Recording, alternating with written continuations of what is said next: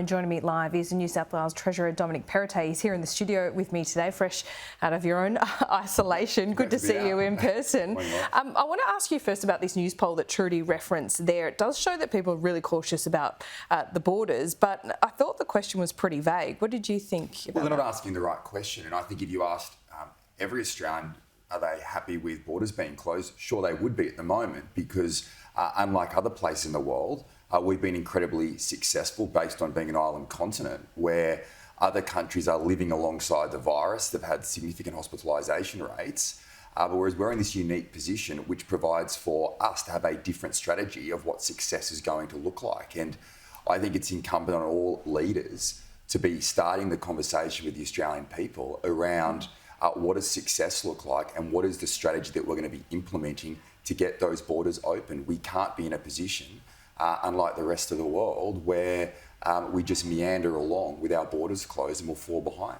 You've been pushing for this for quite some time, to have a plan at least. The when is difficult, the how is not so much. Is that what you're asking for the federal government to lay out a few steps? We saw a little bit of that yesterday from Scott Morrison saying vaccinated people should be able to travel across Australia without any kind of fear of lockdown. We're not even there yet. Yeah, I mean, look, that was refreshing from the Prime Minister yesterday, and welcome those comments. But you know, last year we said that international borders would open in the December quarter. We were thinking around October this year.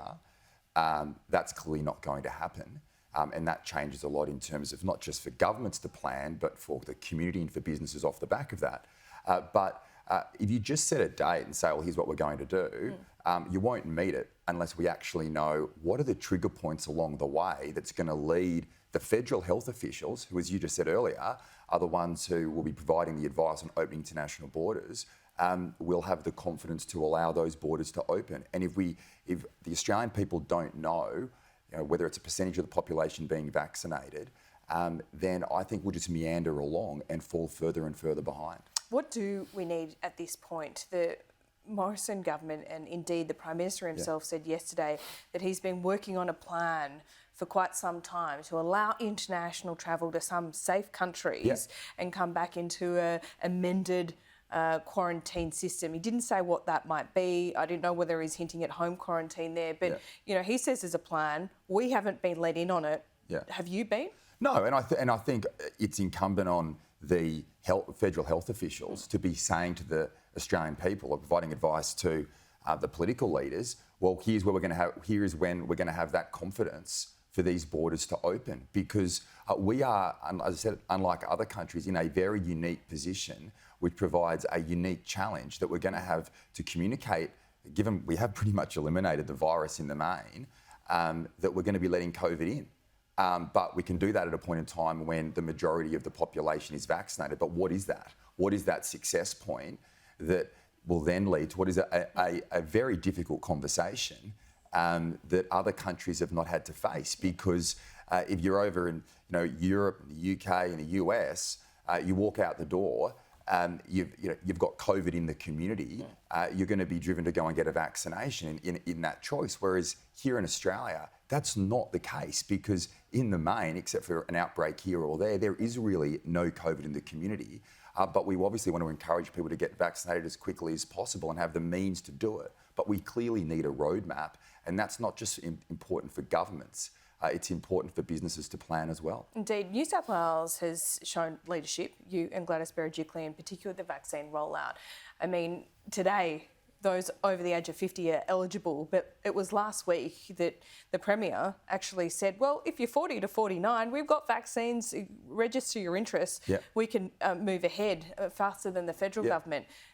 Is there any other circumstances where New South Wales can move ahead? International students, of course, you've been putting plans to the federal government for some time.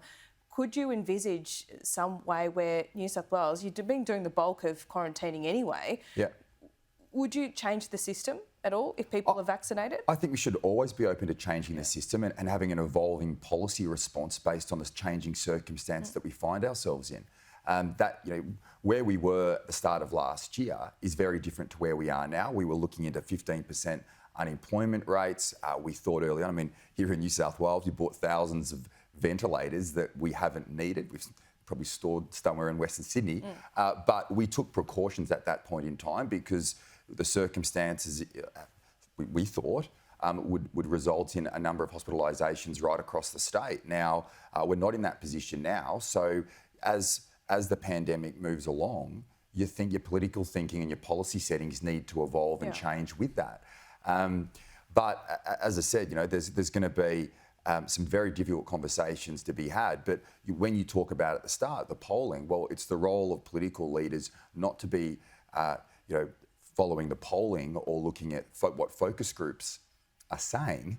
The job is to lead and to communicate and bring the Australian people with us on this journey. The Morrison government does appear to be dictated to by focus groups and polling. Would you agree? No, I think focus groups are important in giving you a sense of where the public's at. And that's important in terms of your messaging as a political leader. But the role is to understand where people are at, what their concerns are, but also know what's the direction that the country and the states need to be heading in, and communicating in such a way that brings people along for the journey. Because there is no doubt this is a difficult conversation to be had. As I said, we're in a very unique position here than in the rest of the world. Probably New Zealand's probably the only similar country. But we need a strategy, we need a roadmap to understand when those borders are going to open.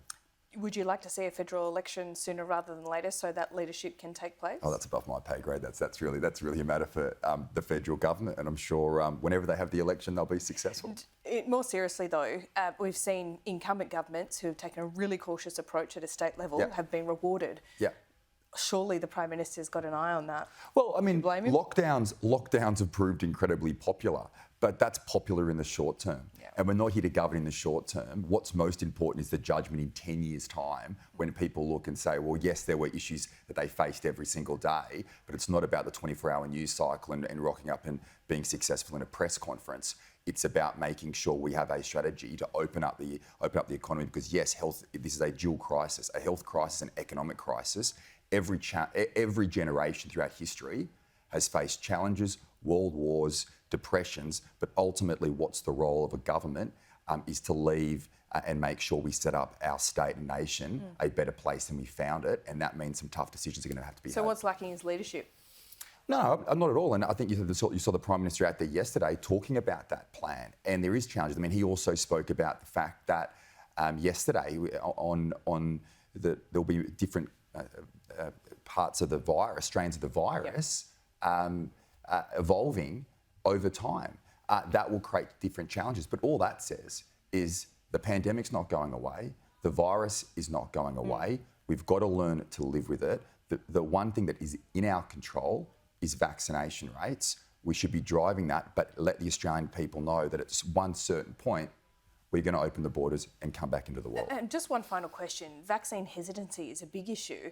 Is part of that problem is because there's been no quid pro quo? You get vaccinated, what does it bring? No extra freedons. Well, and that's what I think, Laura, is one of the challenges we're facing here that they're not facing in the rest of the world, because the difference over there is they've got a choice between more than likely getting COVID or having those symptoms reduced through the vaccine. So that's a challenge, and obviously we'll have to change policy settings as we move along. Okay, Dominic Perrottet, thanks so much. Thanks, Laura.